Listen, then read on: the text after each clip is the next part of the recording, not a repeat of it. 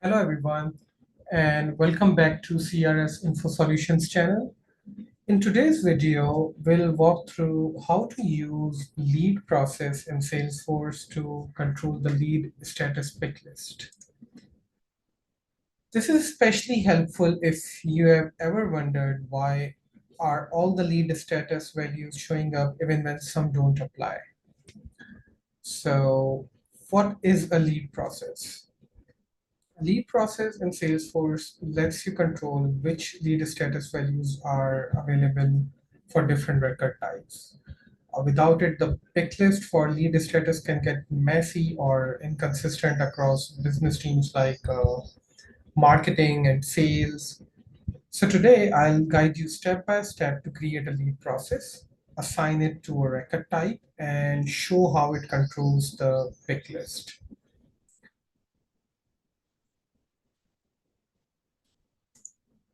Now, let's say in my Salesforce org, I have these lead status values. I have this sample lead open, and you can see there are a lot of lead statuses: open, working, closed, new, unqualified, nurturing, recycled, converted.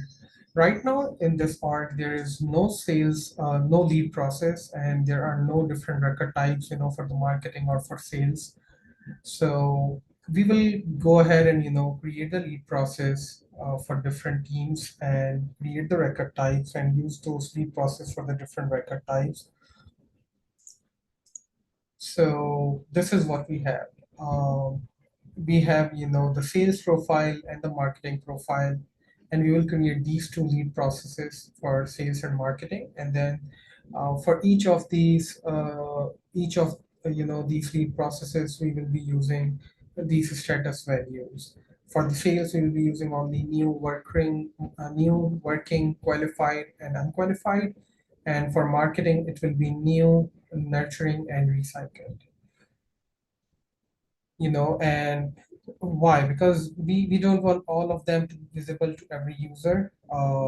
My sales team only uses new, working, qualified, and unqualified, and my marketing team uses new, nurturing, and recycle. So let's fix that with lead process.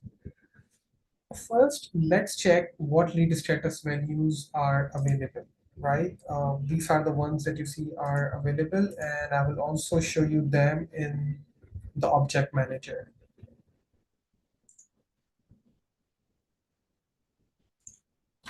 the lead object.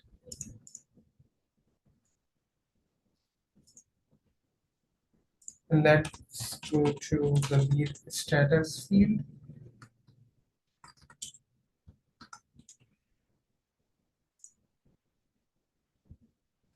And you see we have all these fields that we saw on the page layout as well. Now all values are currently shared across all users. Let's create lead process to split them up.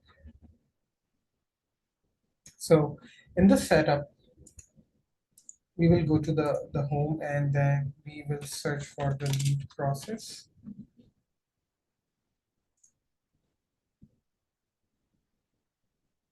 And here we will create our first lead process, which is sales lead process.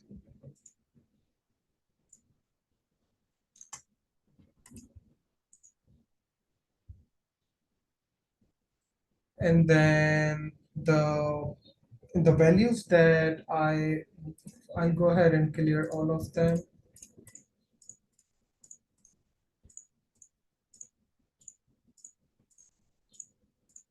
Now the values that I want are new. Okay, so it's new, working, qualified, and unqualified. New, working, we have qualified, and then unqualified.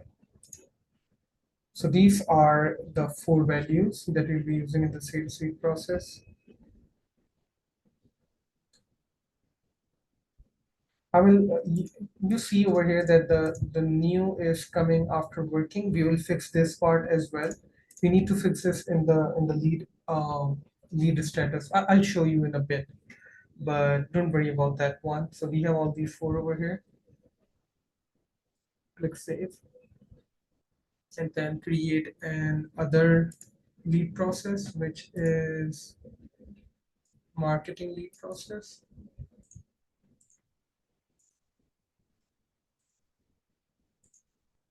And then hit save.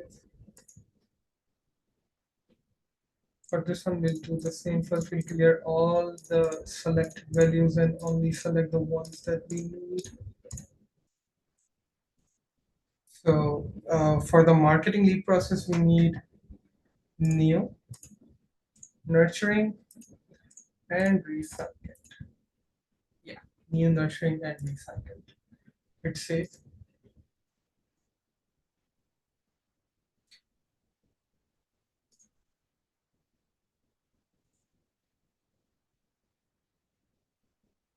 So at least one should be converted. Okay, new, nurturing, recycled.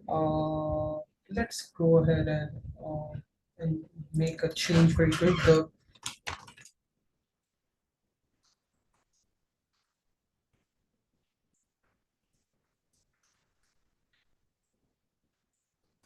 we'll go to fields and relationship, and we need to do two things before finalizing the marketing profile. Number one, this recycled is actually a converted status. So let me edit this very quick and make this converted. Because for each lead process, we need to have at least one value in it which has the converted checkbox, uh, uh, you know, true. So, and one more thing that I talked earlier is reordering. So the new one should be on the very top. We go ahead and save. Okay. Now I'll go back to the lead processes and we'll go ahead and finalize the marketing lead process.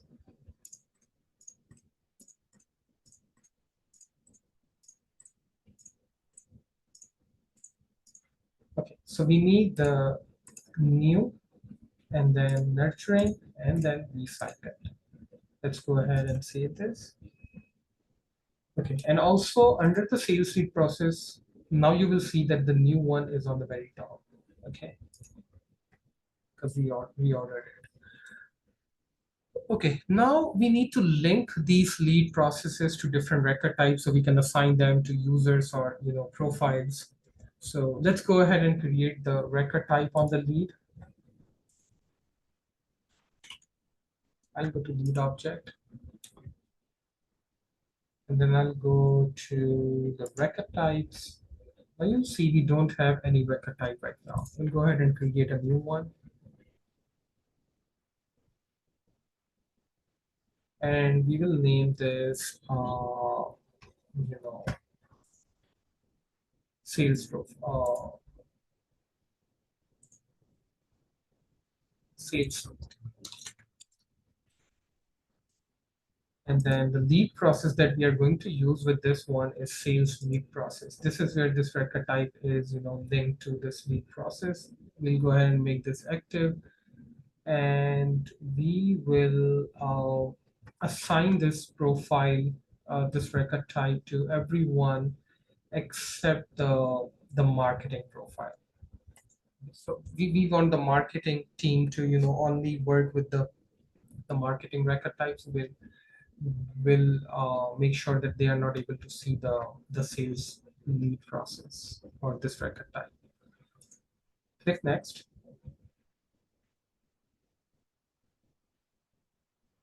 And this is the page layout part. We are not using any page layouts right now.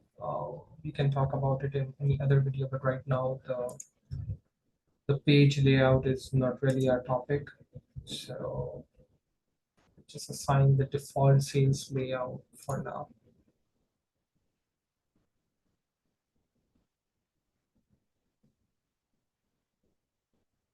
Okay, and then we have the sales lead profile already created. I'll create the marketing, sorry, the sales record type created. We'll go ahead and create the marketing record type as well. Same steps. We'll just name it the marketing lead process this time, or marketing lead this time. Then the lead process that we are going to use is marketing lead process. And we'll make this available for everyone except the sales profile, because we don't want the sales team to be using this record type, or this lead process. We'll go ahead and hit next, and then we'll select the marketing layout over here, hit save.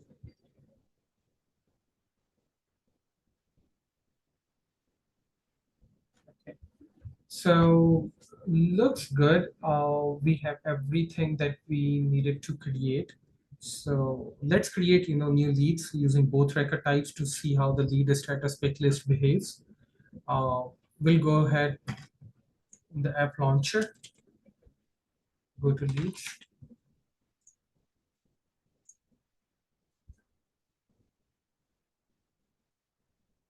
and we'll create the new lead here.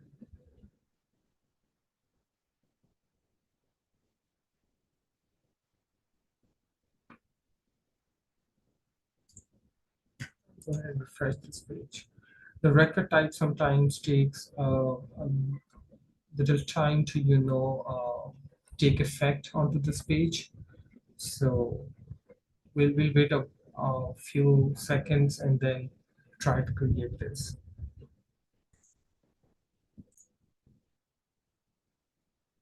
Okay, so I paused the video for a few seconds, and then we have this again, and then I'll refresh the page once, click new. Now you'll see, because now we have the record types in the lead object, it is giving us the option to go ahead and select the record type. We'll first try this with the sales lead. Click next. And now here you'll see that under the lead status, it is only giving us these four values: new, working, qualified, and unqualified. I'll go ahead and actually create this lead, sample sales lead, save.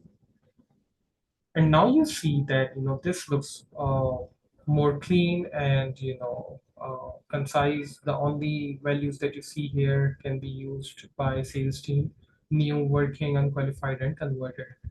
Now again, we'll try to create the lead with the marketing record type. Let's see how it shows. Select the marketing lead, hit next, name this marketing,